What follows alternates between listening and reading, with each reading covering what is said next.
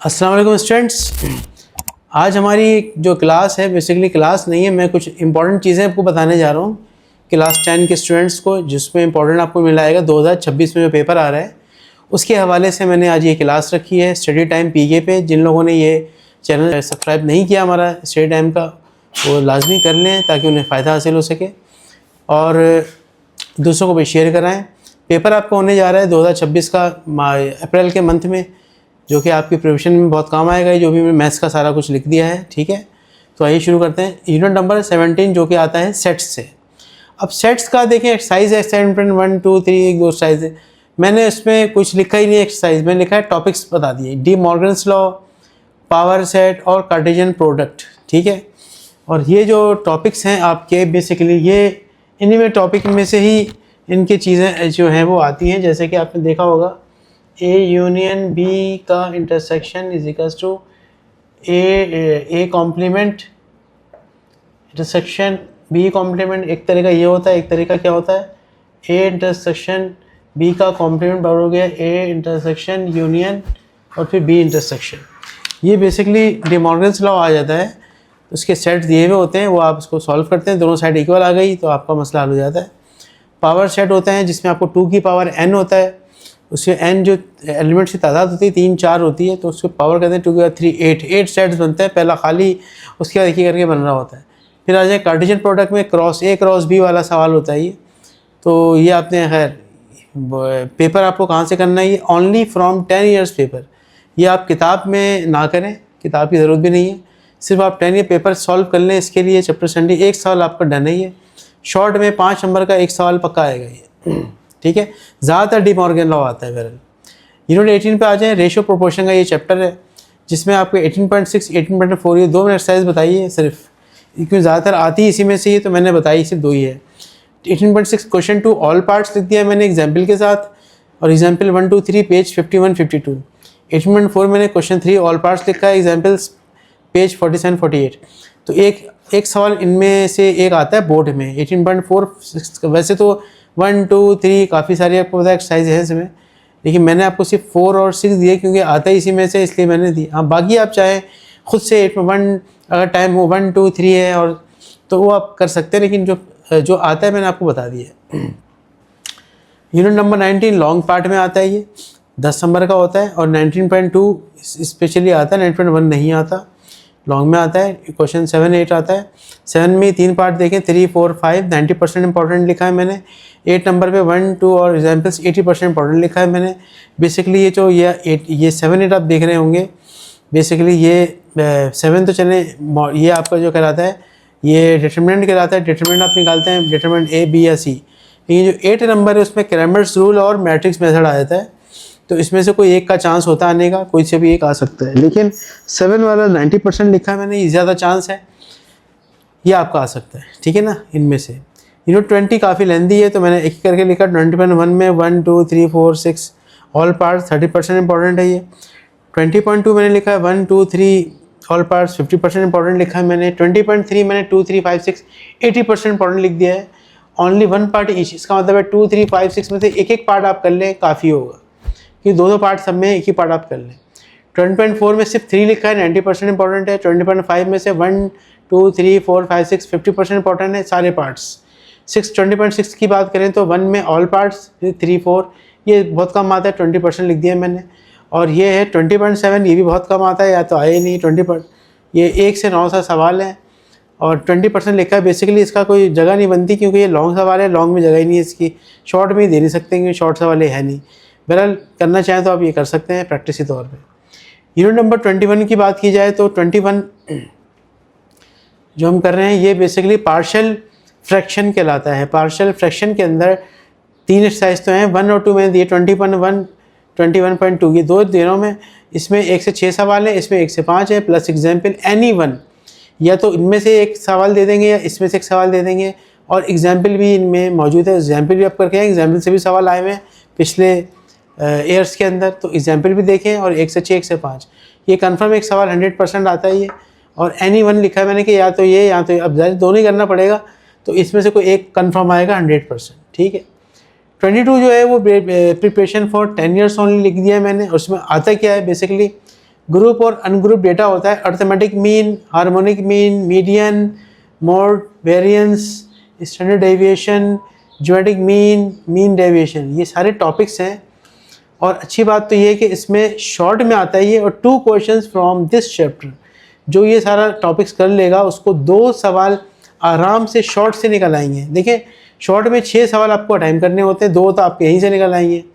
तो ये अगर आपको देखना हो, इसका आसान तरीका ये है कि आप इसको 10 ईयर से सॉल्व कर लेंगे तो समझ लें मसला आपका हल हो जाएगा। किताब की ज़रूरत इसमें नहीं है, कोई जाना चाहे अलग बात है, लेकिन मैं फ़िलहाल मना कर रहा हूँ, इतना लंबा टाइम नहीं करें। 10 ईयर कर लेंगे तो 10 ईयर बहुत है, हर एक साल में 2-2 3-3 और 2-2 सवाल होते हैं, 2-2 करते हुए जाएंगे तो खुद ब खुद प्रैक्टिस भी हो जाएगी और सारे सवाल भी इसमें से आ जाएंगे। तो 2 सवाल आते हैं शॉर्ट में, ठीक है। यूनिट नंबर 23, 4, 5, 6, 7, 28 तमाम ये थ्योरम्स के हैं, ऑल मिक्स थ्योरम इसमें से आते हैं, जिसमें से सर्कल भी आता है, ट्राइंगल भी आता है, पैरेललोग्राम भी आता है, ठीक है ना। ये मिक्स में लिख दिया यहाँ पे।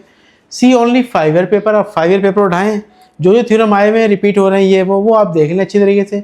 हाँ, एक थ्योरम मैंने बता दूं जो लॉन्ग में कंफर्म आएगा 100% है, वो है 23.1 या 23.2, ये है राइट एंगल ट्राइंगल का पाइथागोरस थ्योरम, ठीक है ना। पाइथागोरस होता है राइट एंगल ट्राइंगल में, और बेस परपेंडिकुलर थ्योरम है। पेज नंबर 176 एंड 177 में एक ये है, दूसरा ये।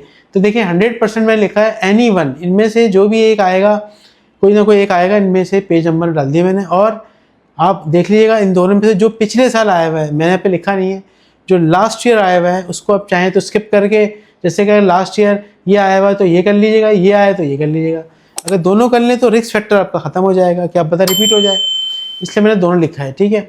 तो इस तरह से ये थ्योरम वाले मामला आपको देख लिए 5 ईयर, बाकी आप सर्कल वाला बाकी देख सकते हैं। वैसे थ्योरम के अलावा भी पूरा पेपर सॉल्व हो सकता है अगर आप चाहें थ्योरम ना भी करें शॉर्ट पोर्शन में, लेकिन लॉन्ग में जो है ना ये तो कंफर्म 100% आपको करना ही पड़ेगा। लॉन्ग थ्योरम दोनों में से कोई एक आएगा, तो इंशाअल्लाह ताला वो जो पेपर आएगा तो आपको खुद पता चल जाएगा ये कितना इंपॉर्टेंट है, सही है।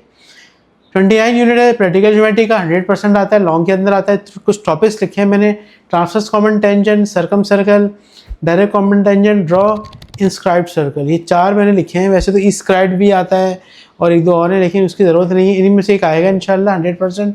लॉन्ग में आएगा पेज नंबर 258, ये इसका लिख दिया मैंने। ट्रांसफर्स का बुक साइज़ वगैरह नंबर, क्वेश्चन नंबर सब डाल दिए मैंने। और सर्कल का ही मैंने पेज नंबर बुक का वगैरह वगैरह सब डाल दिए हैं। डायरेक्ट कॉमन टेंजेंट और इंस्क्राइब्ड सर्कल, ये 4 लिखे हैं मैंने। किताब के अंदर जा करके जहाँ भी आप पढ़ रहे हैं, जहाँ से भी हैं वहाँ से मिलेगा आपको, किताब के अंदर मौजूद है। इसकी में इंशाल्लाह 100%, क्योंकि देखिए आपको लॉन्ग पार्ट से 3 क्वेश्चन अटैम्प्ट करने हैं। पहला सवाल आपका 19.2 वाले साइज से यानी कि इससे आ जाएगा, 100% आएगा यहाँ से। दूसरा आपका यहाँ से आएगा, थ्योरम आ जाएगा, ठीक है ना, ये थ्योरम। और उसके बाद तीसरा आपका प्रैक्टिकल ज्योमेट्री, ये 3 सवाल आप अटैम्प्ट कर लेंगे सिर्फ, और आपका लॉन्ग पार्ट ख़त्म हो जाएगा। तो इसके लिए बहुत आसान तरीका बताया मैंने। 29 में से एक टॉपिक आ गया, यहाँ से एक थ्योरम कर लें, 19.2 कर लें, बस आपका एक लॉन्ग पोर्शन ख़त्म हो जाएगा। बहुत इजी है लॉन्ग पोर्शन, ठीक है। आइए 30 लास्ट चैप्टर की तरफ चलते हैं, यूनिट नंबर 30 लास्ट, जो कि है ट्रिग्नोमेट्री। अब इसमें है 4 एक्सरसाइजेज और 5 एक्सरसाइजेज। 30.5 50% लिखा, 1 2 3 4 प्लस एग्जाम्पल्स। ये आपकी जो है लेटर वाला सवाल आते हैं ना, प्रॉब्लम्स, ये वो प्रॉब्लम्स वाले क्वेश्चन आते हैं, ठीक है। राइट एंगल ट्रायंगल बनता है, एक लेटर रखी हुई है, कितने एंगल बन गए, क्या हो गया क्या नहीं, उससे आपको बेस निकालना है, हाइपोटेन्यूस या परपेंडिकुलर निकालना होता है। अच्छा 1 मैंने लिख दिया एमसीक्यूज के लिए, तो छोड़ दें आप।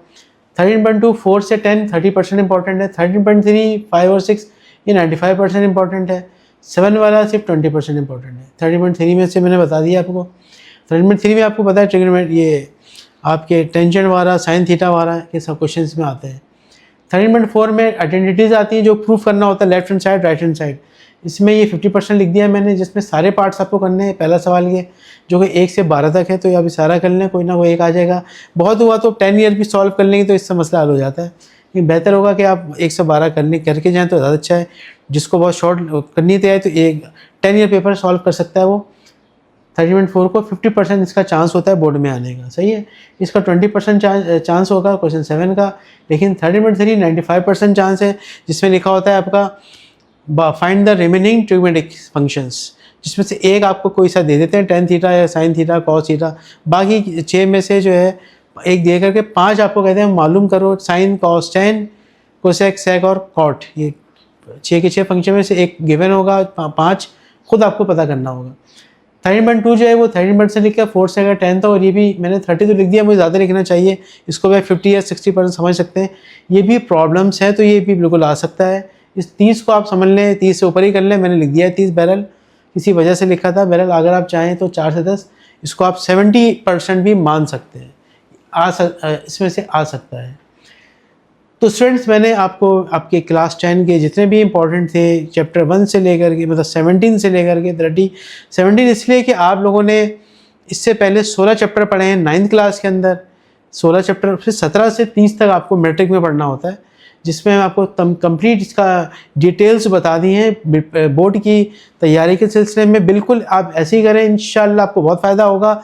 आप जब देखेंगे आपको इधर उधर से भी मिल रहे होंगे कुछ ना कुछ इंपॉर्टेंट, लेकिन ये इंपॉर्टेंट ज़रूर देख के जाएँ और इससे आपको काफ़ी फ़ायदा होगा। हमारे चैनल स्टडी टाइम पीके को सब्सक्राइब कराएं, चैनल को शेयर कराएं, दोस्तों में बताएं। पेपर आपका बहुत करीब है अप्रैल में, आज हम मार्च में खड़े हैं, मैं ये क्लास मार्च में ले रहा हूँ मैं। आज मार्च की 27-28 तारीख हो रही है और बस अगले महीने यानी 2-2.5 हफ्ते के बाद इसका पेपर आपके शुरू हो जाएंगे। तो इंशाअल्लाह ताला बहुत काम आएगा आपका। बेस्ट ऑफ लक हमारे चैनल की तरफ से, इंशाअल्लाह ताला बहुत अच्छा होगा। हाँ, MCQs के बारे में बात कर ली जाती है। MCQs आपके 15 आते हैं, जो वो आप किताब के आखिरी पेज में जो MCQs होंगे 10, उन्हीं में से उनको देख के जाएंगे इंशाल्लाह। उसमें से 15 में से गारंटी है 10 तो आने ही आने हैं, बाकी आप इधर से कर रहे होंगे। और 10 ईयर भी करके जाएँ, 10 ईयर से भी 3-4 लग जाते हैं, 3-4 लग जाएंगे आराम से। उसके अलावा किताब में तो कंफर्म लगते हैं। तो ये है MCQs का तरीका, जो कि 15 नंबर के आपके आते हैं। बाकी मेरी तरफ से अल्लाह हाफिज़, इंशाअल्लाह ताला पेपर से बाद मुलाकात होगी इस चैनल के ऊपर।